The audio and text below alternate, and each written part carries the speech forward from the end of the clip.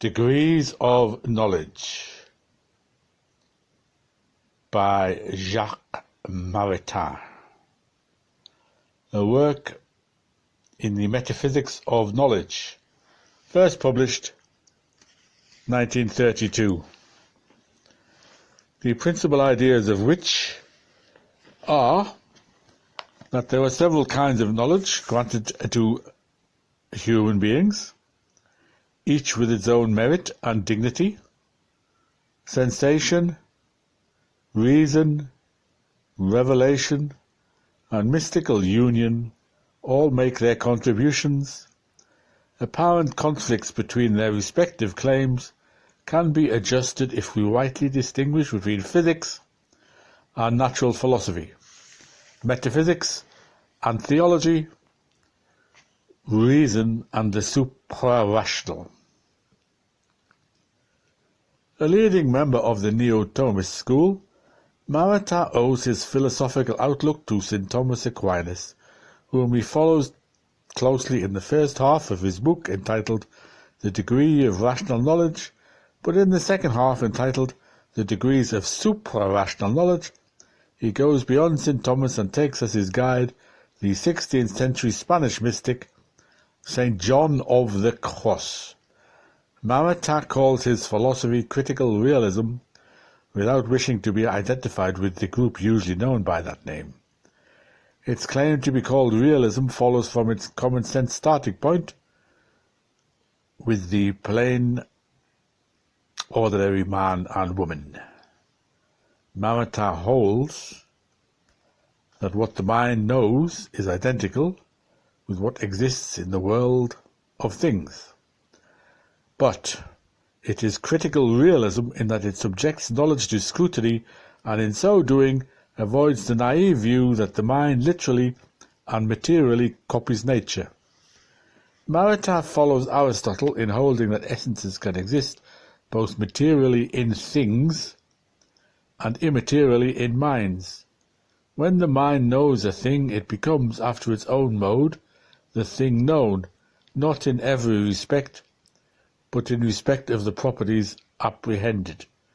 Maritain's realism puts him in a strong position with regard to modern physical science, which he argues can never be satisfied with the irrationalist and nominalist foundations supplied for it by modern disciples of David Hume and Immanuel Kant.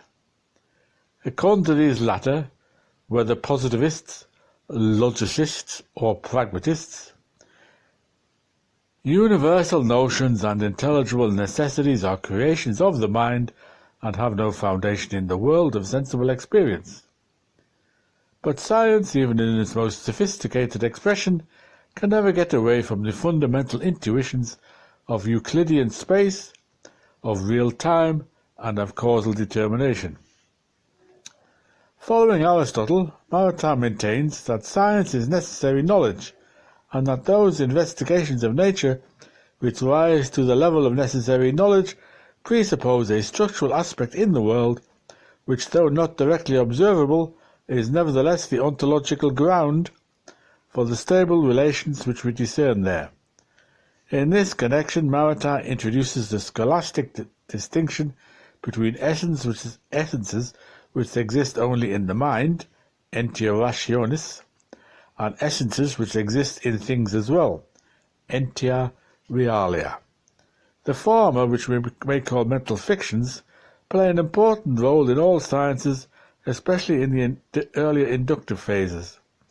Their function is to help the investigator translate observations into manageable forms. Notions such as ether and gravity, mass and energy belong to this order, together with imaginary and irrational numbers and non-Euclidean spaces. They are mere beings of reason, though insofar as they enter helpfully into scientific theory, they presuppose and are founded upon real beings. Deductive sciences, such as mathematical physics, on the other hand, often attain to the real being of things. Real dimensions, real space, real time, real causality, the structure of molecules and patterns of crystallization are mentioned by Maritain as examples of scientific concepts which are true determinations in nature. In his view, positivists and pragmatists who treat all scientific concepts as beings of reason or fictions are guilty of overlooking an important distinction which scientists do not overlook. Maritain does not wish to see natural science handed back to philosophers. He cheerfully admits that the ancients were asking the wrong questions so far as experimental knowledge was concerned. Physics was on the wrong track when it supposed that bodies have natural places toward which they ascend or descend, and biology had to give up its preoccupations with teleology and eternal species. Modern science, from the time of Galileo and Harvey, has fully vindicated itself in throwing off these Aristotelian notions. The ancients failed in many instances to distinguish between philosophy of nature and the special sciences, and now that this distinction is clear, both stand to gain. From the remarkable progress of the special sciences, this does not, according to Maritain, do away with the need for philosophy of nature and for metaphysics. The special sciences are never completely intelligible taken by themselves. Not only are their categories and principles in need of clarification, as positivists insist, they tend to be fitted into a larger vision if their significance and proportion are not to be lost from view. And here Maritain argues, the ancients still have much to teach us. The collapse of hylomorphism, Aristotle's doctrine that things must be understood in terms of their matters and their forms, as a principle of natural science, does not destroy its value for philosophy of nature. Thus Aristotle's physics, which interprets motion in terms of potentiality and actuality, is no match for Galilean mechanics as a principle of celestial or terrestrial dynamics, but it is not without value for understanding nature in its more general aspects. Natural philosophy for Maritain is a speculative science standing between natural sciences and metaphysics. Natural sciences are closely bound to sense perception. Metaphysics is based on pure intellectual intuition. It is essential to the sciences that they concern themselves with special characters of material being, whereas metaphysics deals with being as such, whether material or immaterial, temporal or eternal. Natural philosophy is more specific than metaphysics. It deals only with nature, that is to say, with being which is material, spatial, and temporal. It must begin with sense knowledge, but it goes beyond experimental truth to lay hold on the deeper intelligibility of natural processes. In Maritain's terms, mechanistic determinism, vitalism, and emergent evolutionism are attempts at natural philosophy. Working scientists implicitly employ some natural philosophy or other, often without being aware of what they are doing. It is Maritain's purpose to replace lazy, uncritical notions about natural process with true notions which the mind can achieve if it makes natural processes, in general, the object of inquiry. Metaphysics, for Thomists, is not a hypothetical extension of our knowledge beyond the limits of empirical verification, but an intuitive apprehension by the intellect of the essential characters of being. Instead of reasoning by logical inference, as do scientists and natural philosophers who deal with universals abstracted from sense experience, the metaphysician must reason by analogy because he is dealing with different orders of being, corporeal, spiritual, and divine. Consider the category substance. One can speak of corporeal substance or of spiritual substance, of created substance or of uncreated substance, but inferences cannot be made directly from one to the other. Nevertheless, the intellect discerns certain relations. One can say that spiritual substance is to spiritual being what material substance is to material being. In this way, Thomists believe it is possible to avoid some dogmatic impasses as Cartesians and Hegelians have encountered, while continuing to affirm that being is always and everywhere rational.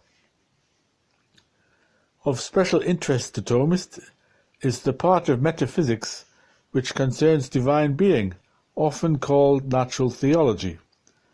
Thus, true to tradition, Maritain takes a moderate position between those who, like St. Anselm, believe that man's reason can fathom the depths of God's being, and those, like William of Ockham, who believe it can fathom nothing. The attributes under which we represent God to ourselves, the divine names, do, according to Maritain, tell us something about his nature. When we say that God is one or good or true, we are not using these words in the same sense they have when we apply them to creatures, but neither are we using them in a completely different sense. We use them analogically, understanding that unity or goodness or truth in the divine modality is comparable to unity or goodness or truth in the human. Analogies, according to Maritain, are more than metaphors. The latter are based on extrinsic and accidental resemblances, but the former are based on inherent characters of being and thus form an essential bond between the different modes. Metaphysics, which is sometimes called speculative wisdom, was thought by Aristotle to be the highest form of knowledge, and Thomists agree that this is true so far as man's natural knowledge is concerned. As Christians, however, they hold that man's capacities are not fully realized on the natural plane. The human being's proper end, for which he or she was created, is the intellectual vision of God in eternity, when, according to the Bible, the faithful shall be like him, and shall see him face to face. Because of sin, man has lost the vision, but the grace and revelation of God are medicaments for its restoration. Thus there is a higher wisdom which the pagan Aristotle did not know. Actually, according to Maritain, this higher wisdom is divided into two parts: theological wisdom and mystical theology. Theological wisdom is based upon the truth of revelation. It is conceptual knowledge like metaphysics, but whereas metaphysics knows God from the outside, as it were, viewing him as a perfect being, theology knows him from within, sharing the mysteries of his deity. This latter, of course, is possible only to the extent that God has spelled out his secrets in terms suitable to our understanding. For example, the doctrine of the Trinity reveals that there are three persons in the unity of the divine being, and that these are Father, Son, and Holy Spirit. In making known his mysteries, God has employed analogy so that the truth may be suited to our understanding. The metaphysician would never be able to understand divine analogies by his unaided reason. Nevertheless, according to Maritain, they have their basis in the fundamental unity of being, which permits divine secrets to be traced out in human lineaments. Maritain speaks of these analogies as parabolic analogies, with reference to the use which Christ made of parables. Like the analogies used by metaphysics, they are proper proportionalities and express truth in a precise and determinate degree. But they are more fruitful than those of metaphysics, in that they seem to overflow with meaning and express more than they literally say. Higher than theological wisdom, however, and the very acme of human knowledge, is the beatific vision, assured to all the faithful in heaven, but permitted to a select number while yet on earth. The unitive experience by which God is known is knowledge in the perfect degree, for the mind becomes that which it knows without the mediation of concepts, which are essential on all lower planes. Such experience is therefore intimately personal, and involves the infusion of the soul with the special ministrations of the three persons of the Trinity. By the same token, it is essentially incommunicable. Only indirectly, by metaphors and poetic figures, can the mystic express what he has beheld. Nevertheless, there is a mystical theology, a practical discipline, wherein the masters of a wisdom, which is itself incommunicable, set down counsels and rules for the guidance of others. With St. John of the Cross, whom Maritain takes for his example, mystical wisdom is through and through a practical science, the counterpart on the supra-rational level of the practical reason of rational philosophy. See Aristotle's Ethics, Book 6. Maritain stresses emphatically the practical issues of mystical knowledge, agreeing in this respect with the teachings of Bergson in Two Sources of Morality and Religion of 1932.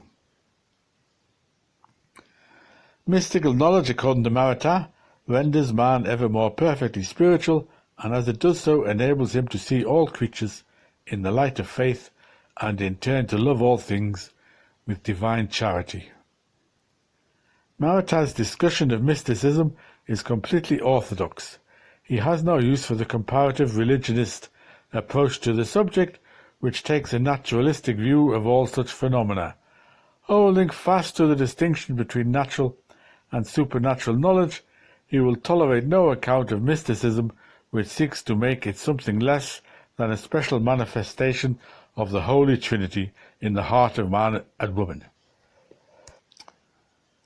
This view raises a question as to the validity of the mysticism of the non-Christian East. Is one bound to deny that non-Christians have experienced union with God because they are outside the Church and without the means of divine grace? According to Maritain, we would be bound to deny it if we were sure that they had not received God's grace. He appeals, however, to the Church's doctrine of spiritual baptism, according to which teaching there are persons outside the pale of the visible Church who, though they have never heard the gospel or received the sacraments, nevertheless have been visited by the grace of God. Authentic mystical experiences among non-Christians are, in his opinion, to be understood in this way. In place of the usual comparative phenomenalist mysticism, he would like to see a comparative theological mysticism, which would bring some norms to bear upon the confusion that has prevailed in the field.